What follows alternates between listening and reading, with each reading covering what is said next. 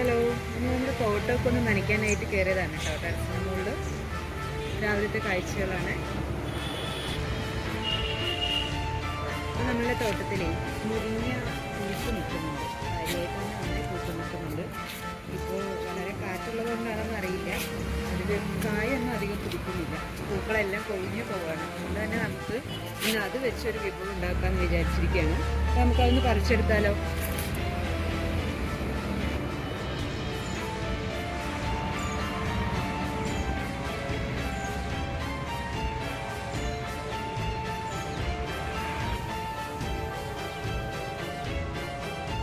അപ്പോൾ നമുക്കിതിങ്ങനെ ഓരോരോ കൊലയായിട്ടൊന്ന് പറിച്ചെടുക്കാം കേട്ടോ.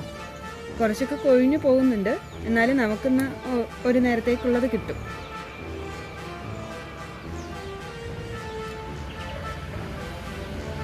നമ്മൾ ഉദ്ദേശിക്കുന്നത് ഇതുകൊണ്ട് തോരൻ വെക്കാനാണ്. നമ്മൾ വളരെയധികം ഹെൽത്ത് ബെനിഫിറ്റുള്ള ഒരു സാധനമാണ് ഈ നമ്മുടെ മുരിങ്ങപ്പൂവ്. മുരിങ്ങയില നമുക്കറിയാം വളരെ ഹെൽത്തിയാണ്, അതുപോലെ തന്നെയാണ് മുരിങ്ങപ്പൂവും. ഇത് നമ്മൾ പൂ പറിച്ചു വന്നുകൊണ്ടിരുന്നപ്പോഴേ ഒരു കൊലയിൽ മാത്രം ഒരു കായ പിടിച്ചിട്ടുണ്ട് കേട്ടോ. നിങ്ങൾക്ക് നോക്കിയാൽ കാണുമെന്ന് വിചാരിക്കുന്നു. അപ്പോൾ നമുക്ക് ആ കൊലയങ്ങ് വിട്ടിട്ട് ബാക്കിയുള്ളത് കൂടി ഒന്ന് പറിച്ചെടുക്കാം കേട്ടോ.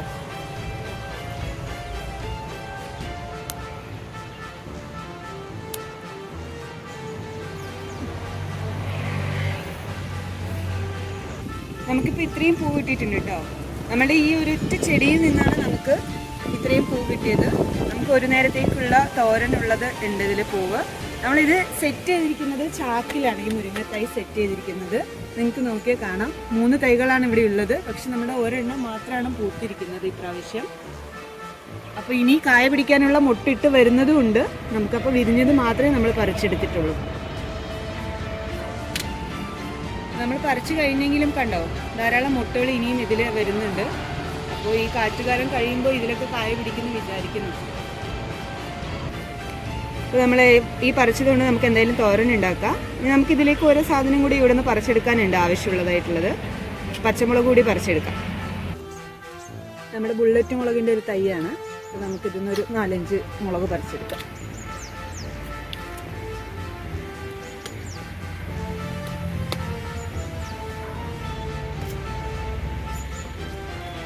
നമുക്ക് ആവശ്യമുള്ളതായിട്ടുണ്ട്, ഇത്രയും മതി.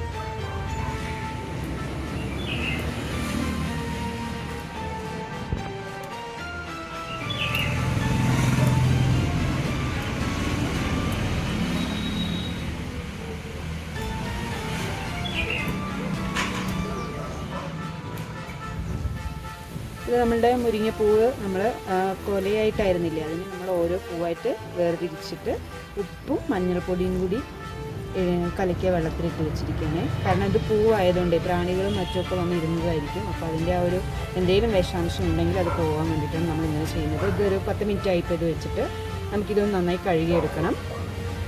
പിന്നെ നമുക്ക് നമ്മളുടെ തേങ്ങയും പച്ചമുളകും ഇത്രയാണ് ആവശ്യം. ഇതൊന്ന് അടിച്ചെടുക്കണം.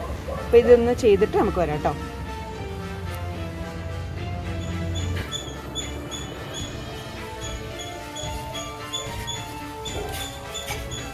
ചട്ടി വെച്ചെടുക്കാം.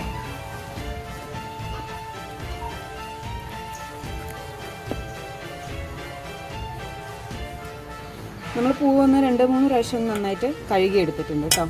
പിന്നെ നമ്മളെ തേങ്ങ പച്ചമുളക് കൂടി ഒന്ന് മിക്സിയിൽ അടിച്ചെടുത്തിട്ടുണ്ട്. ജസ്റ്റ് നന്നായി അരഞ്ഞിട്ടില്ല, ഒന്ന് ജസ്റ്റ് അടിച്ചെടുത്തിരിക്കുകയാണ്. പിന്നെ നമ്മൾ 2 നാടൻ കോഴിമുട്ടയുണ്ട്, ചെറിയുള്ളി, കറിവേപ്പില, മഞ്ഞൾപ്പൊടി, ഉപ്പ്, ഇത്രയാണ് നമുക്കിതിലിട്ട് ആവശ്യമുള്ളൂ. എണ്ണയും കൂടി. നമ്മൾ ചട്ടി ചൂടായി വന്നിട്ടുണ്ട്. നമുക്ക് എണ്ണ ഒഴിച്ചു കൊടുക്കാം. വെളിച്ചെണ്ണയാണ് നമ്മൾ ഉപയോഗിക്കുന്നത്, കാരണം ഇതൊരു നാടൻ സാധനമായതുകൊണ്ട് നമുക്ക് ടേസ്റ്റ് കിട്ടുക വെളിച്ചെണ്ണ ഒഴിക്കുമ്പോഴാണ്.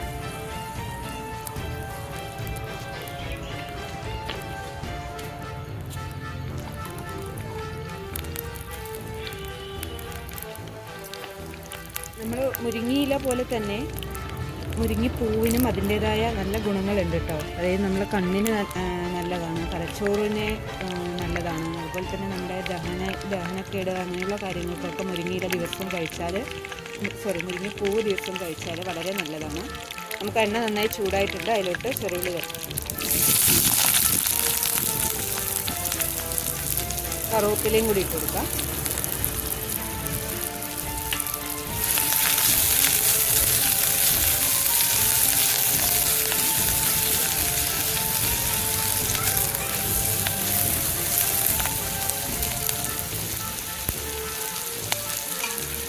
ചെറുള്ളി നന്നായി ഒന്ന് മൂത്ത് വരുമ്പോഴത്തേനും നമുക്ക് നമ്മളുടെ ഈ മുട്ട ഒന്ന് അടിച്ചെടുക്കാം.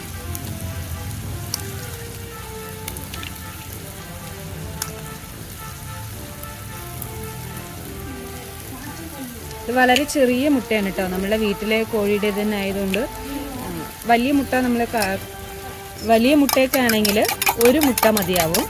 ഇത് നമ്മുടെ വളരെ ചെറുതായതുകൊണ്ടാണ് 2 മുട്ട എടുത്തിരിക്കുന്നത്.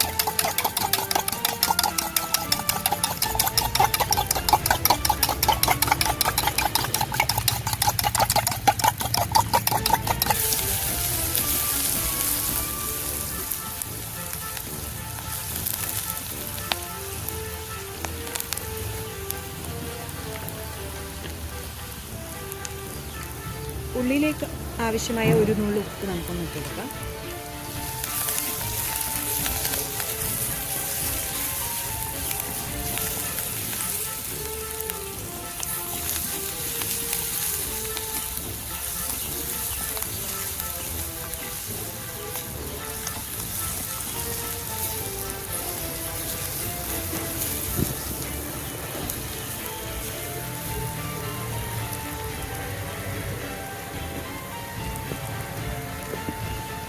നമ്മുടെ ചെറുള്ളി നന്നായി മൂത്ത് വന്നിട്ടുണ്ട്. നമുക്കിനി ഇതിലോട്ട് നമ്മളുടെ തേങ്ങയും പച്ചമുളകും കൂടി അരച്ചെടുത്തൊന്ന് ഇട്ട് കൊടുക്കാം.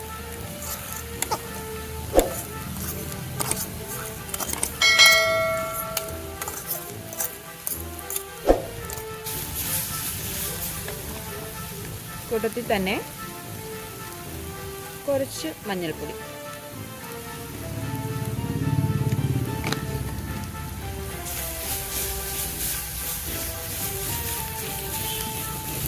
നമ്മൾ തേങ്ങയുടെയും പച്ചമുളകിൻ്റെയും ആ പച്ച മണം ഒന്ന് മാറുന്നത് വരെ നമുക്കൊന്ന് ഇളക്കി കൊടുക്കാം. പ്രത്യേകിച്ച് ഇതിൽ നമുക്ക് വെള്ളമൊന്നും ആഡ് ചെയ്യേണ്ട കാര്യമില്ല.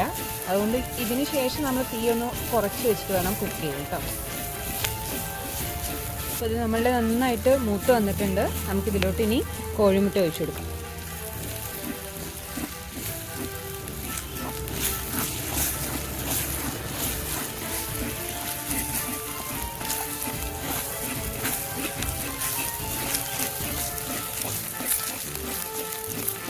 മുട്ട ഒരുവിധം ആവുന്ന സമയത്ത് തന്നെ നമുക്ക് ഉപ്പ് കൂടി ചേർത്ത് കൊടുക്കാം കേട്ടോ.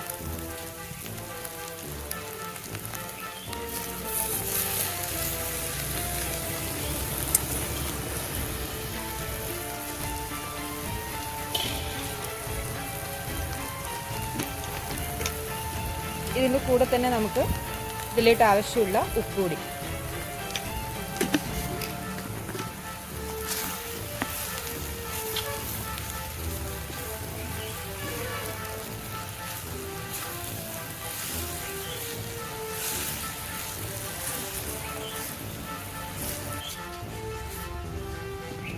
ഇപ്പോൾ കണ്ടോ, നമ്മളുടെ പൂവിലുള്ള വെള്ളമെല്ലാം ഇറങ്ങിയിട്ട് ഇതിന് വേകാൻ ആവശ്യത്തിനുള്ള വെള്ളം ഇതിൽ തന്നെ ഉണ്ട്.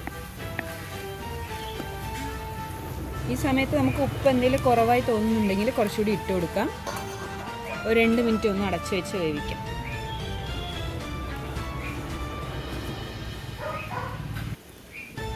ഒന്ന് തുറന്ന് നോക്കാം.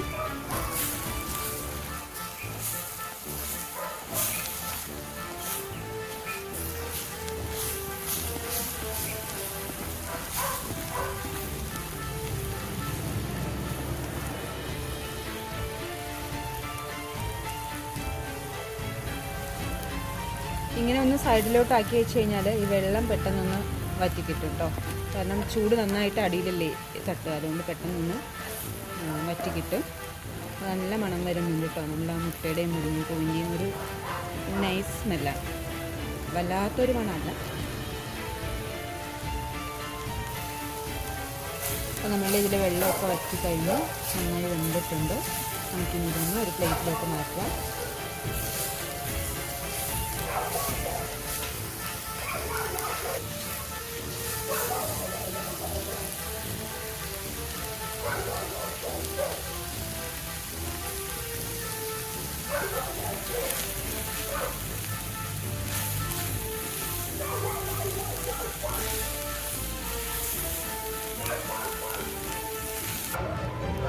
അപ്പോൾ നമ്മുടെ ഇന്നത്തെ ഡിഷ് റെഡി ആയിട്ടുണ്ട്. ഇത്രയേ ഉള്ളൂ നമ്മുടെ ഇന്നത്തെ വീഡിയോ. എല്ലാവരും നമ്മുടെ ചാനൽ ആദ്യം കാണുന്നവരൊന്ന് ചാനലിൽ കയറി സബ്സ്ക്രൈബ് ചെയ്യണേ.